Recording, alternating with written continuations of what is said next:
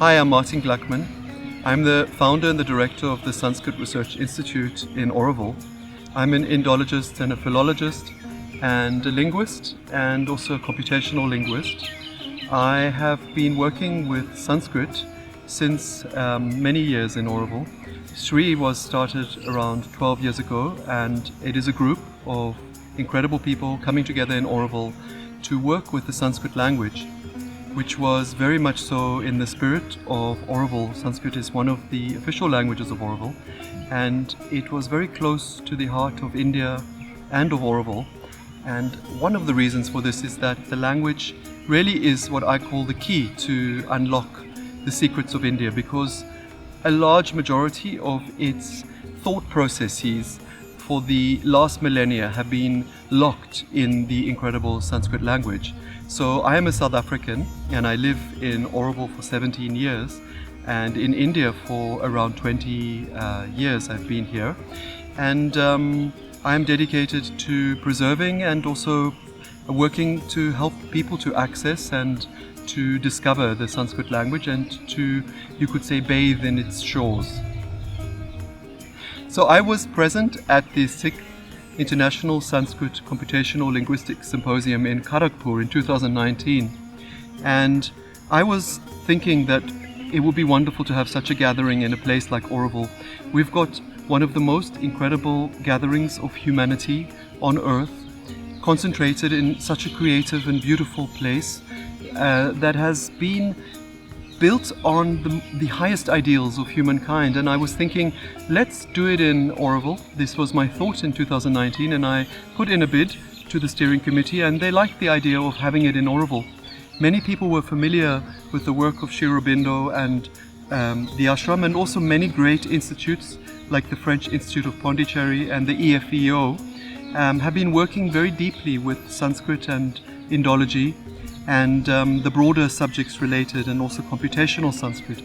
So this seemed like a natural process to do it in Auroville, and I don't believe such a high-level academic and rigorous symposium had been conducted in Auroville before, and I thought, well, this is what Auroville is for. Auroville really is a great university. In the sense of university, it's a universe city. It's a city of the universe. Even its design had a galactical aesthetic. And I was thinking, let's do it in Auroville. So as a seed of a thought gets planted, well, here we are sitting and we are conducting the 7th International Sanskrit Computational Linguistics Symposium here in Auroville. And it is really a great honor, and to bring scholars from, I think we have around 13 countries. It's very much in the light and theme of Auroville, which is a place of humanity, a place of research, a place of education, a place of developing the human aspiration to its highest levels of development. So I'm very happy to have given birth to this symposium here in Auroville today. So actually we had a panel discussion on Sanskrit and AI, and there is a very deep relationship between the development of Indian sciences, particularly mathematics, logic, grammar, and also the early history of logic and mathematics, which have been the precursors of computation, which developed in Europe. So even though a lot is not linked up, there was this great interpolation of these ideas of how to approach problems mathematically, how to solve problems with logic. And India had spent many centuries reflecting deeply on these subjects, and this has percolated through Persia, through the Arabian knowledge systems. It has percolated to Europe, and there has been a marriage. And today we have this subject of computer science, which was built on the foundation of this dualistic binary numeric system, which is very useful because in electronics you have an on and an off state, and that can be used to create the sum total of everything. Almost like from 1 and 0 you can create every other reality in the reality that we have. So it seems very natural that Sanskrit and computation could marry. And there has been many great thinkers, like Chomsky was very much influenced by the structured grammar of Panini. So around 300 to 500 BC, the grammarians in India At the time, they were actually in Pakistan, in what was sort of greater, the Indic realms, have developed this structured grammar, and this has very much influenced grammatical thinking. And Nyaya, the development of logic in India, has influenced the thinking of logic.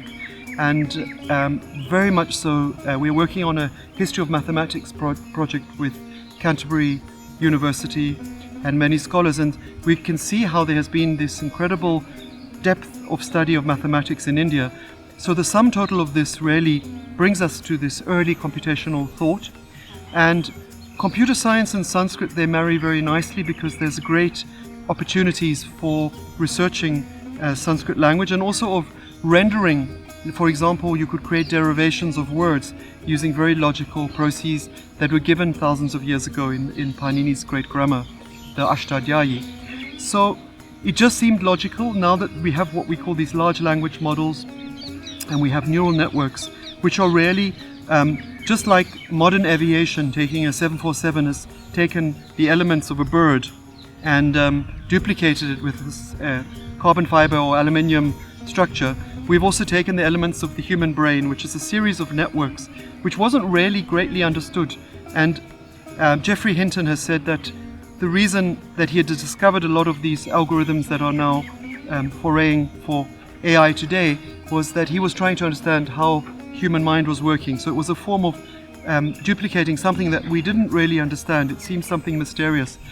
So Sanskrit also has this sort of one foot in reality and one foot in mystery.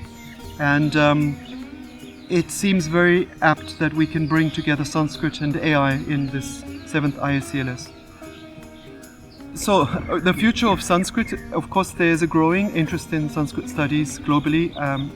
I saw that there was a professor here from Russia who has 350 students. There are many interesting subjects that have been codified in the Sanskrit literature that was passed down from century to century in these manuscripts that we have seen at the French Institute when we went there. And there's definitely a growing interest in Sanskrit, and there's definitely a growing interest in the computational Sanskrit. If we look at the conference we had in Auroville, it is much larger than the one in Kharagpur. Of course, Auroville is a magnificent place and it attracts a lot of people just because of its essence. There's very much so a future for AI. I think that futurists such as Ray Kurzweil are telling us that within 5 or 6 years we will reach a point of singularity, possibly longer, possibly sooner. And this means that you will not be able to know the difference between a computer's thought and action and a human's thought and action. And also it will allow us to amplify human intelligence many millions or billions of trillions of times more than we have. So I think it's probably the most exciting time to be alive, and in a way this is something rishis were speaking about in many of the siddhis describe supernatural things that technology has answered. For example, there's a siddhi for transmitting your thoughts and over great distance, and I see Neuralink a few days ago have done this. They have someone controlling their chess game with his thoughts. So perhaps siddhis were a way of prophecy, of saying that this is the potential of humanity. We can fly through space, we can send ideas across time and space, and possibly we are now actualizing this on an actual physical level. And Sri Aurobindo has always said, bring the consciousness into matter. So this is the marriage of consciousness and matter. And Sanskrit, it really opens one's mind to thinking very logically and very rationally, and to also reflecting on what is language.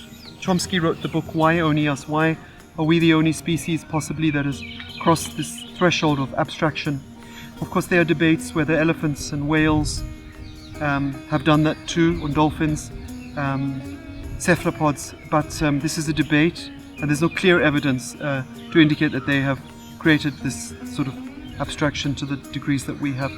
However, Sanskrit allows us to train our mind to become very systematic and very logical, and to understand words in a very different way to many other languages.